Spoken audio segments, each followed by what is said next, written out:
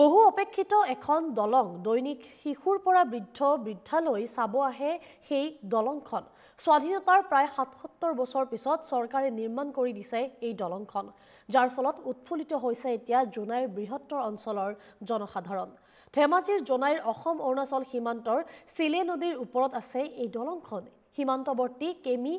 ঐৰামঘাট জামপানী আদিকে ধৰি এটাম এই বৃহত্তৰ অঞ্চলটো ছাত্ৰ-ছাত্ৰী ৰোগীৰ জনাই সদৰলৈ প্ৰত্যক্ষ যোগাযোগৰ একমাত্ৰ হৈছে এইটোৱে বাট কোনো দলং নথকা দৈনিক যোগাযোগৰ ক্ষেত্ৰত অসুবিধাৰ সন্মুখীন হৈছিল এনকেটিভিত সবিস্তাৰে পৰিবেশন কৰা হৈছিল এই সন্দৰ্ভত বাতৰি একমাত্ৰ চৰকাৰী শিক্ষা অনুষ্ঠানলৈ যোৱাটো বাৰিষাত হৈছিল অসুবিধা দলং নিৰ্মাণৰ বাবে প্ৰধানমন্ত্ৰী মুখ্যমন্ত্ৰী সাংসদ স্থানীয় বিধায়কক জনাইছিল বাৰম্বাৰ আহ্বান সেয়ে এই বহু অপেক্ষিত লোহাৰ দলংখন চাবলৈ এতিয়া ভিৰ কৰিছে ৰাইজৰ মাজত এতিয়া দেখিবলৈ পোৱা গৈছে আনন্দৰ বন্যা কিনি দলং বনোৱাত আমি গুটেইখিনি ঐৰামঘাট কেমি ৰাইজে বহুত কিনি ভাল পাইছো আনন্দ পাইছো এতিয়াহে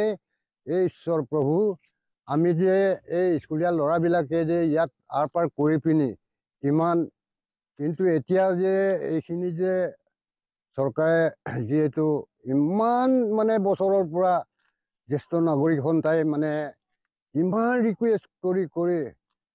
ঈশ্বৰৰ কৃপাত এইবাৰ এই যে দেখি পাইছো আমি আৰ পাৰ কৰিব পাৰিছো আৰু এই দলংখনত শ্বৰ্ট কাটিঙত অৰুণাচল বন্ধ হ'লেতো আমিতো তাত যাবই নোৱাৰো এই গতিকে এইখিনি বনোৱাত বহুত আনন্দ পাইছো কেমি ঐৰামঘাটবাসীয়ে নহয় গোটেই জেলমৰ কেমি জলম জিপিৰ এটা পাৰ্ট এটা অংশ বৃহত্তৰ কেমি জলম এৰিয়াৰ ৰাইজে সঁচাকৈ সুখী এইটো কাৰণে সুখী যে আমাৰ স্বাধীনোত্তৰ কালৰ পৰা নোপোৱাকৈ আছিলোঁ আমি সদায় বছৰি সকলো প্ৰতিজন প্ৰতিনিধিক MLA